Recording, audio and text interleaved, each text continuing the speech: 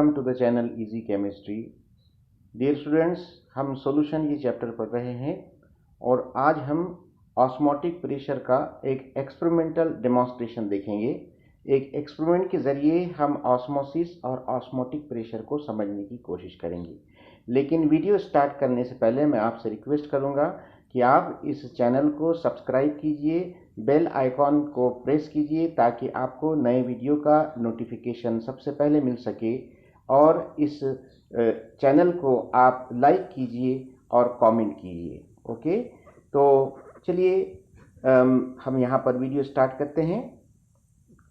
क्या लिखा है आपके बुक में देखिए। Osmosis can be demonstrated with experimental setup shown in figure 2.9। आप फिगर 2.9 को देखिए बच्चों। ऑस्मोसिस एंड ऑस्मोटिक प्रेशर ऐसे यहाँ पर लिखा हुआ है। तो यहाँ पर इस फिगर को आप पहले सबसे अच्छी तरह से समझ लीजिए। एक बड़ा सा कंटेनर है, एक बड़ा बर्तन है और उसके अंदर वाटर है। ओके, और इस वाटर के अंदर आपने एक थिसल फनेल को डुबाया है।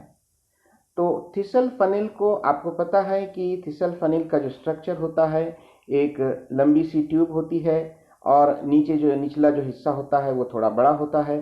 तो यहाँ पर आपने इस थिसल फनेल को उल्टा डुबाया है। ट्यूब ऊपर है और उसका जो माउथ है वो नीचे है। तो यहाँ पर माउथ पर आपने सेमी परमिएबल मेम्ब्रेन को फिक्स कर दिया है। ये जो नज़र आ रहा है आपको, ये सेमी परमिएबल मेम्ब्रेन आपने यहाँ पर लगा दी है इसके माउथ पर। ओके, तो अब सेमी परमिएबल मेम्ब्रेन लगाने की वजह से क्या होगा, जब आप इस थिसल फनेल को इस बड़े से कंटेनर में जिसमें पहले से ही पानी है, उसमें जब आप इस थिसल फनेल को डुबाएंगे तो ये पानी अंदर नहीं जाएगा।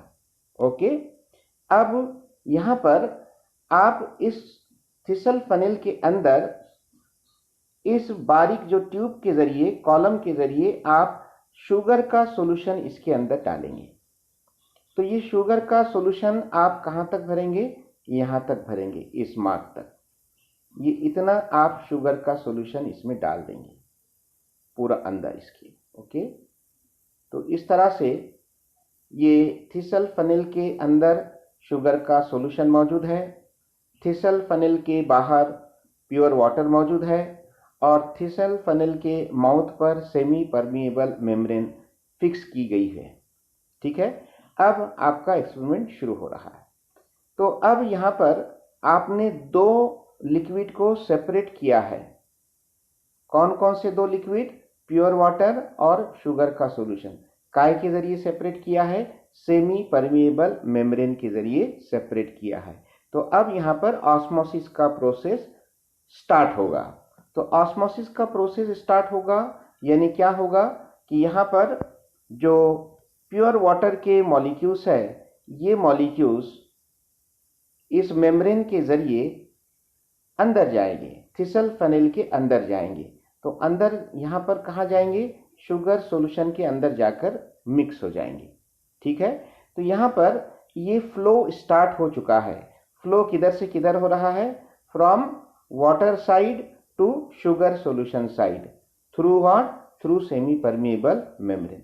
बहुत सारे मॉलिक्यूल्स इधर अंदर जाना शुरू हो जाएंगे। तो जब वाटर अंदर जाएगा, यानी कि वाटर के मॉलिक्यूल जब थिसल फनेल के अंदर जाएंगे, तो ये जो हाइट नज़र आ रही थी आपको, पहले आपने शुगर सॉल्यूशन यहाँ तक लिया था, लेकिन अब ये यहाँ तक रहेगा क्या? नहीं। अब जैसे ही वाटर अंदर जाएगा सेमी परमिएबल मेम्ब्रेन के थ्रू, तो ये जो हाइट है शुगर सॉल्यूशन की, ये बढ़ते जाएगी स्लोली स्लोली। अब ये हाइट यहाँ पर आ गई। इसके बाद समझ लीजिए और ऑस्मोसिस अभी चल ही रहा है, तो फिर हाइट और बढ़ेगी। ये हाइट यहाँ पर आ गई। ओके, फिर उसके बाद ये हाइट यहाँ पर आ गई। फिर इसके बाद इस सॉल्यूशन की हाइट यहाँ पर आ गई। हाइट बढ़ती जा रही है बच्चों। फिर उसके बाद यहाँ पर आ गई, यहाँ पर आ गई, फिर इसके बाद यहाँ पर आ गई। यहाँ पर आने के बाद अब हाइट नहीं बढ़ रही है।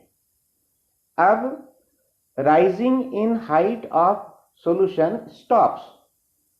सॉल्यूशन की जो हाइट बढ़ रही थी, इस कॉलम की जो हाइट बढ़ रही थी, तो वो अब बढ़ना बंद हो गई है। कहाँ पर? इस ट्यूब के अंदर। ट्यूब कौन सी? थिसल फनेल की। ओके, तो यहाँ जहां पर हाइट बढ़ना बंद हो गई, इसका मतलब ये हुआ कि ऑस्मोसिस की प्रोसेस स्टॉप हो गई। अब ऑस्मोसिस की प्रोसेस स्टॉप हो गई, अब सॉल्वेंट के जो मॉलिक्यूल्स है ये अंदर दाखिल नहीं हो रहे हैं, शुगर के सॉल्यूशन में दाखिल नहीं हो रहे हैं, बल्कि अब रिवर्स प्रोसेस शुरू हो चुकी है। अब क्या हो गया कि जो अंदर दाखिल हो चुके थे सॉल्वेंट के मॉलिक्यूल्स यानी वाटर के मॉलिक्यूल्स, वो अपोजिट डायरेक्शन में वापस आएंगे बच्चों, इस तरह से ये ऐसे वापस आएंगे। कहाँ वापस आएंगे? फिर से वो जो है वाटर में दाखिल हो जाएंगे। ओके, तो यहाँ पर ये हम ऐसे बोल सकते हैं कि इस थिसल फनेल के ट्यूब के अंदर जो कॉलम की हाइट बढ़ रही थी, जो सॉल्यूशन के कॉलम की हाइट बढ़ रही थी, ये हाइट बढ़ने की वजह से एक प्रेशर तैयार हो रहा था, और उस प्रेशर को हमने क्या कहा? Hydrostatic pressure. तो ये प्रेशर जैसे जैसे हाइट बढ़ती गई, वैसे वैसे हाइड्रोस्टैटिक प्रेशर बढ़ता गया, और एक स्टेज ऐसी आई कि ये हाइड्रोस्टैटिक प्रेशर इतना बढ़ गया कि उसने ऑस्मोसिस के प्रोसेस को स्टॉप कर दिया, और जो सॉल्वेंट के मॉलिक्यूल यानी कि वाटर के मॉलिक्यूल जो शुगर सॉल्यूशन में एंटर हो चुके थे, अब वो वापस फिर से जो है वाटर में चले जाएंगे, वो बैक हो जाएंगे। ओके, यानी यहाँ पर जो है फॉरवर्ड प्रोसेस बंद हो गई और बैकवर्ड प्रोसेस स्टार्ट हो गई। फॉरवर्ड प्रोसेस क्या थी? Flow of water from water to sugar solution, और बैकवर्ड प्रोसेस क्या है? Flow of water from sugar solution to water. तो अब वो प्रोसेस स्टार्ट हो गई। कब? जब यहाँ पर हाइड्रोस्टेटिक प्रेशर इतना ज्यादा हो गया ताकि अब इस कॉलम की हाइट बढ़ना बंद हो गई, यहाँ पर ये स्टॉप हो गया। ओके, तो इसी को हम कहते हैं ऑस्मोटिक प्रेशर। तो ऑस्मोटिक प्रेशर बच्चों ये और कुछ नहीं बल्कि हाइड्रोस्टैटिक प्रेशर है, और ये ऐसा हाइड्रोस्टैटिक प्रेशर है जिस पर ऑस्मोसिस की प्रोसेस क्या हो गई? कंप्लीटली स्टॉप हो गई। तो उसी को कहेंगे हम ऑस्मोटिक प्रेशर ऑफ सॉल्यूशन। बच्चों और एक बात मैं आपको क्लियर करना चाहूंगा कि ऑस्मोटिक प्रेशर ऑफ सॉल्यूशन जो होता है, सॉल्यूशन में जो ऑस्मोटिक प्रेशर तैयार हुआ, ये अगर सॉल्यूशन यहाँ पर आप सेमी परमेबल मेम्ब्रेन के जरिए सेपरेट नहीं करते थे, तो इस सॉल्यूशन में कभी भी ऑस्मोटिक प्रेशर तैयार नहीं होता था। तो कहने का मतलब, अगर कोई सॉल्यूशन सेपरेट किया गया नहीं है सेमी परमेबल मेम्ब्रेन के जरिए, दूसरे लिक्विड से सेपरेट नहीं किया गया है, उस वक्त किसी भी लिक्विड में ऑस्मोटिक प्रेशर तैयार नहीं होता है। तो ऑस्मोटिक प्रेशर तैयार कब होगा? जब दो अलग अलग लिक्विड सेमी परमेबल मेम्ब्रेन के जरिए सेपरेट होंगे, उसी वक्त ऑस्मोटिक प्रेशर तैयार होता है। समझ में आ रहा है आपको? तो यहाँ पर देखिए, जो ऑस्मोटिक प्रेशर की डेफिनेशन है इसको देखिए आप। The hydrostatic pressure that stops osmosis is an osmotic pressure. इसका सिंबल है पाई ऑफ द सॉल्यूशन। तो एग्जाम में आप ऑस्मोटिक प्रेशर की क्या डेफिनेशन लिखेंगे बच्चों? The hydrostatic pressure that stops osmosis is an osmotic pressure, उसका सिंबल है पाई ऑफ द सॉल्यूशन। ओके, अब ये हाइड्रोस्टैटिक प्रेशर की को आप कैसे कैलकुलेट करेंगे? उसका फॉर्मूला क्या रहेगा? तो उसका फॉर्मूला क्या रहेगा बच्चों? H रो G। H है, रो है और G है। तो यहाँ पर H का मीनिंग क्या है? H is the height of liquid column. ये जो हाइट बताई गई है, ये height of the liquid column in the tube. Rho is the density of solution and G is the acceleration due to gravity, या simply आप उसको gravitational force कह सकते हैं, ग्रेविटी कह सकते हैं। ओके, तो इस तरह से आप जो है हाइड्रोस्टैटिक प्रेशर यानी कि ऑस्मोटिक प्रेशर को कैलकुलेट कर सकते हैं। रिमेंबर में क्या लिखा है देखिए, it is important to note that osmotic pressure is not the pressure produced by a solution.